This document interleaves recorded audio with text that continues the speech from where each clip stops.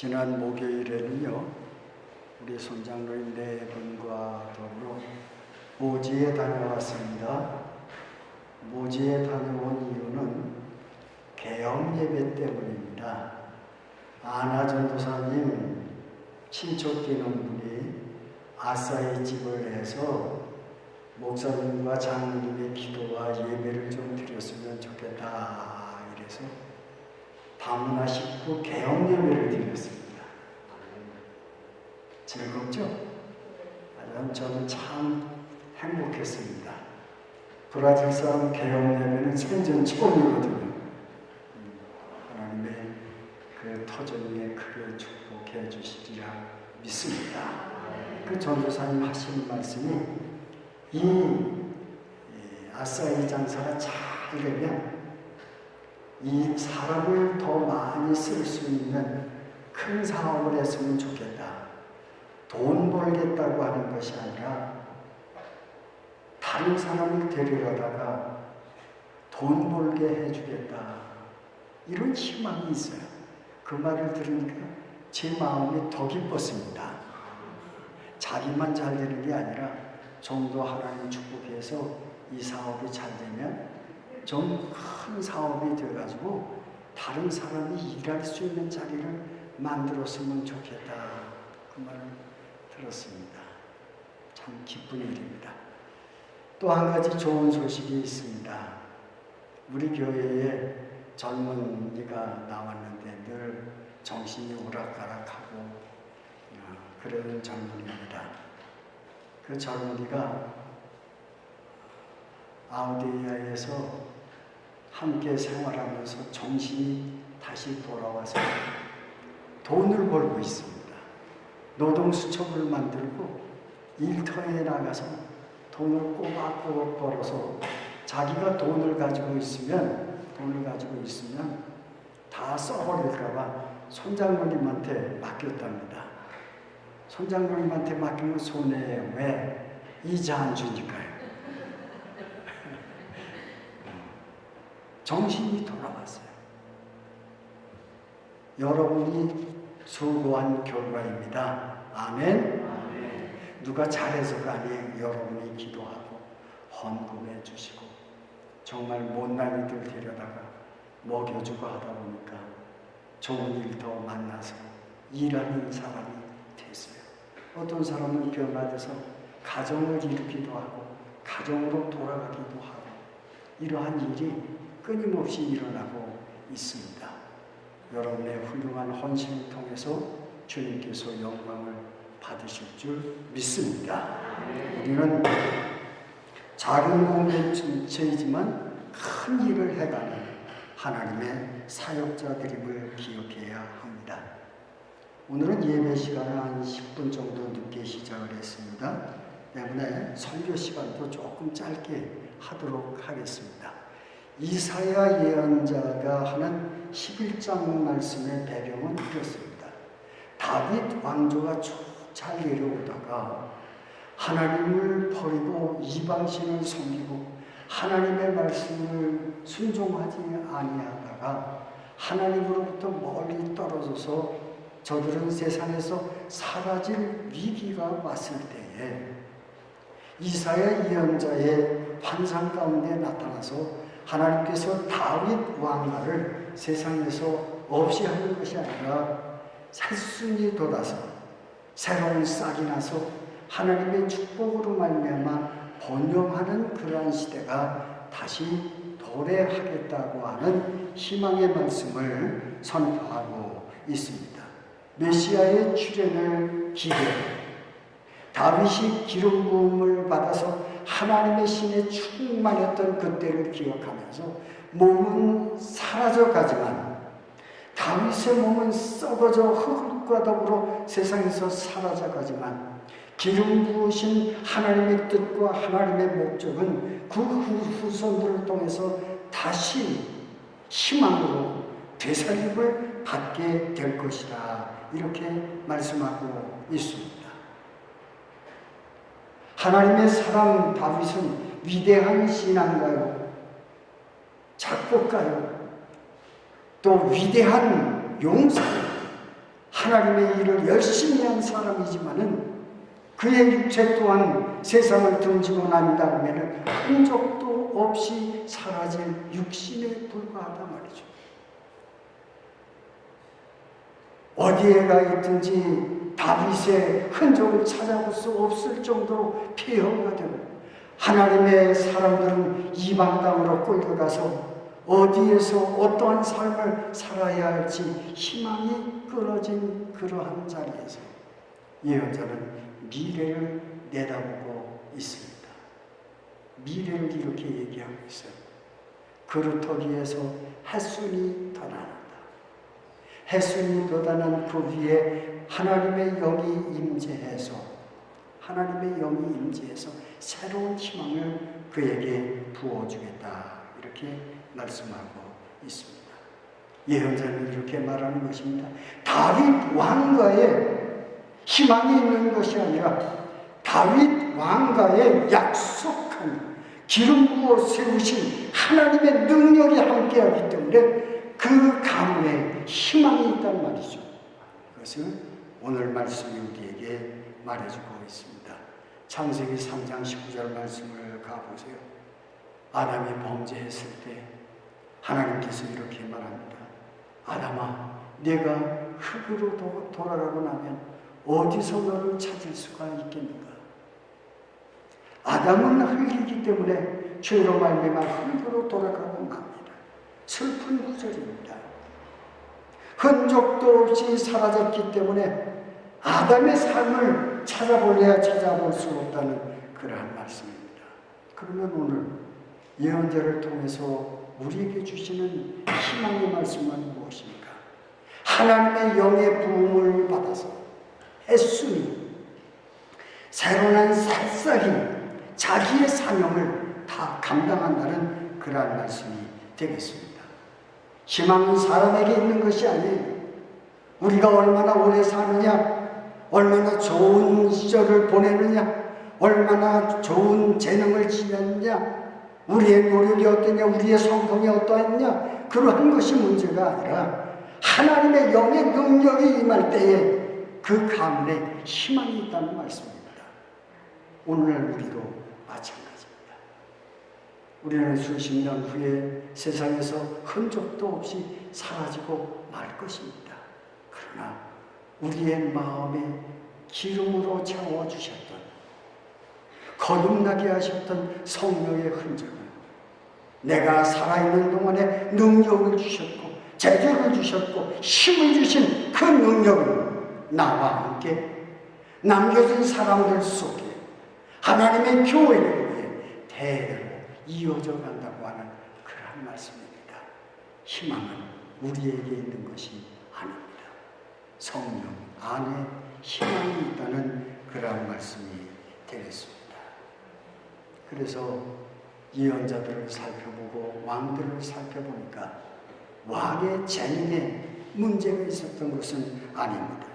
사사기 6장 34절 말씀에 보면 베두인 족속과 싸움을 할 때에 하나님의 성령이 기드온에게 크게 임해서 베두인과 싸움에서 승리하게 하시는 하나님의 역사를 볼 수가 있습니다.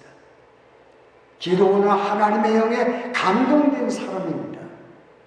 또 성경에 보면 사사기 14장 19절 말씀에 보면 하나님의 사람 삼손이 기진맥진했을 때에 하나님의 신이 그에게 임했을 때에 그는 그를 옥죄고 있는 모든 것들을 풀어제치고 30여 명의 사람들을 모조리 처단하는 이러한 능력을 보여주고 있는 사실을 볼 수가 있습니다.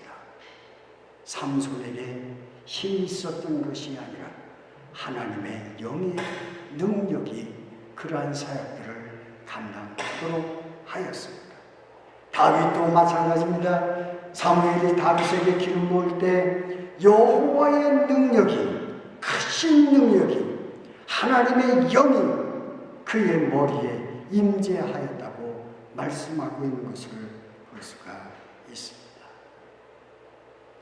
왕들에게 있어서 그들이 가지고 있는 모든 재능은 하나님의 영의 역사였음을 우리가 말씀 속에서 배울 수가 있습니다.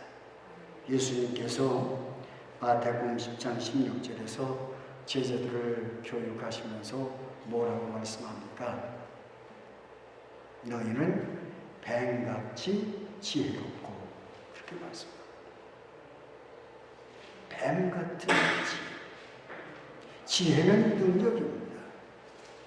하나님의 사람들이 세상을 살아가는 동안 하늘의 지혜를 덧입어서 죄악을 물리치고 위험을 인식하고 삶의 자리를 이해하고 지혜로운 뱀처럼 세상을 살아가고 주님께서 말씀하고 있는 것을 볼 수가 있습니다. 사회와 가정의 악들을 눈감아주는 것이 아니라 그것을 인식할 수 있는 지혜의 능력을 가지고 세상을 살라고 말씀하고 있습니다. 그 지혜의 능력은 우리의 마음에 성품으로 임재하게 되는 것입니다. 하나님께서 우리에게 성령의 은총을 베푸실 때, 성령의 은사를 주실 때 지혜를 주십니다. 그 지혜는 삶의 능력이라는 말씀입니다. 악과 선을 구별할 수 있는 능력, 죄악을 물리칠 수 있는 능력을 우리에게 주신다, 이렇게 말씀하고 있습니다. 이 말씀과 또 여러분에게 드리고 싶은 말씀은 이런 말씀입니다. 로마서 15장 말씀을 보시겠습니다. 자, 찾아보시겠습니다. 로마서 15장, 다 함께 4절만 읽겠습니다. 시작. 무엇이든지 전에 기록된 바는 우리의 교훈을 위하여 기록된 것이니 우리로 하여금 인내로 또는 성령의 위로로 소망을 가지게 하느니라. 아멘. 바울은 로마 교우들을 교훈하면서 뭐라고 말씀하고 있습니까? 이전에 기록된 말씀, 오늘로 표현하면 구약의 말씀, 구약의 말씀이 우리에게 주는 영적인 능력이 무엇이냐, 이것입니다. 기록된 말씀에서 우리가 배워야 할 신앙의 행실은 무엇인가? 몸의 행실, 신앙의 덕목은 무엇인가를 우리에게 말씀하고 있습니다. 첫째가 무엇입니까? 소망입니다. 소망. 욥은 고난을 겪습니다.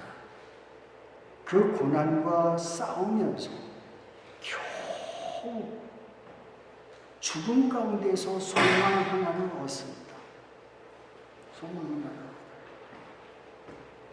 그리고 그 소망으로 말미암아 삶의 변화가 오기를 간절히 바라고 살았습니다. 소망 속에서 하나님의 병원나의 능력이 햇순이 돋아나기를 간절히 바랐습니다. 아기는 흔적도 없이 세상에서 사라지지만 하나님의 사람들은 사라지는 그 현장에서 다시 살리시는 소망에 대한 믿음을 가지고 세상을 산다는 말씀이 되겠습니다. 그래서 잠언서 14장 32절에서 이렇게 말씀합니다. 의인은 그 죽음에서도 소망이 있느니라 그랬어요. 의인은 무엇입니까? 저 사람보다 내가 더 조금 죄를 안 지었다 하는 그런 뜻입니까? 아니, 의인은요, 은혜로 사는 사람입니다. 아멘. 의인에게 소망이 있는데 그 의인은 저 사람보다 내가 값어치 있다, 의롭다, 죄가 없다, 이런 것이 아니라 매일 매 순간이 은혜로 사는 사람이에요. 은혜로 사는 사람은 죽음의 자리에서도 소망을 갖는다라고 말씀하고 있습니다. 그래서 로마서 8장 23절로 25절에서 이렇게 말합니다. 23절에 몸의 구속을 기다리나니 아브라함도 다윗도 노아도 몸은 구속받지 않았습니다. 몸의 구속을 기다리고 있어요. 인내하고 있어요. 인내. 우리가 구약 성경을 통해서 배울 수 있는 것은 인내입니다. 소망과 인내를 구약에서 배워요. 구약 성경에서 소망과 인내를 배우지 않으면 신약에서는 이 놀라운 은총을 배울 길이 없습니다. 아브라함에게서도 소망을 배우고 야곱에게서도 소망을 배우고 라헬에게서도 소망을 배우고 아브라함에게서도 인내를 배우고 욥에게서도 인내를 배웁니다. 인내를 배워야 합니다. 구약성에서 우리가 배워야 할 말씀입니다. 구약성경에서 우리가 배워야 할 또 말씀이 있습니다. 그것은 하나님의 부르심입니다. 사도 바울은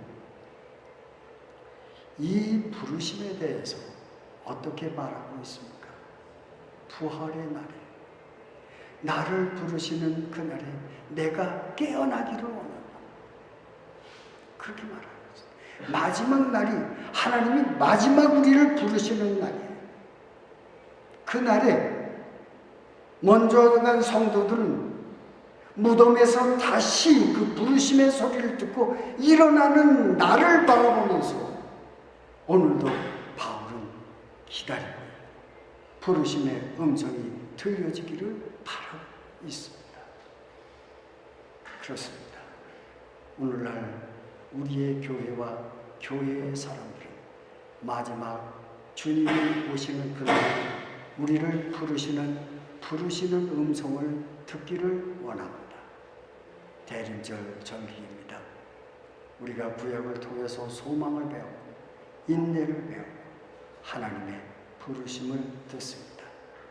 역사 속에서 목적을 이루어 가시는 하나님의 역사를 우리는 볼 수가 있습니다.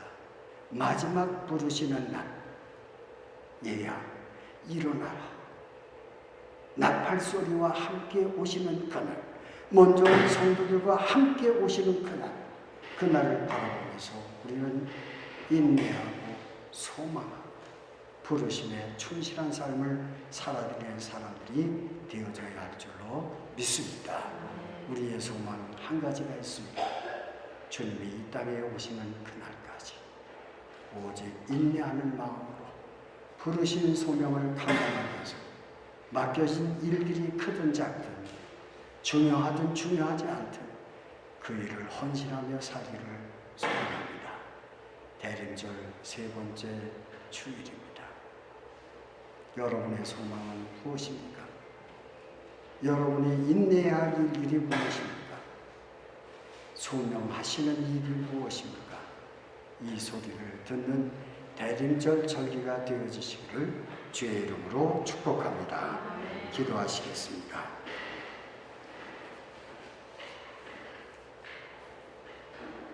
하나님 아버지, 늘 우리는 아브라함을 기억하고 욥을 기억하며 다윗을 기억하고 형장의 이슬로 사라져간 예언자들을 기억하면서 그 안에서 주님의 소명을 보고 주님께 대한 소망을 간직하게 됩니다.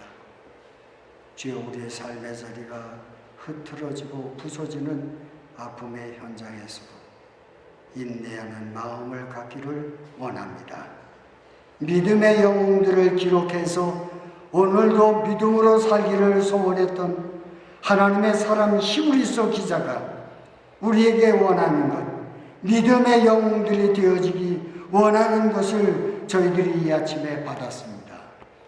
인내하는 종들 되어지도록 도우시고 마지막 날에 나로 오라 하시는 주님의 음성을 듣는 믿음의 용사들 다 되도록 복내려 주옵소서. 예수님의 이름으로 간절히 기도하옵나이다. 아멘.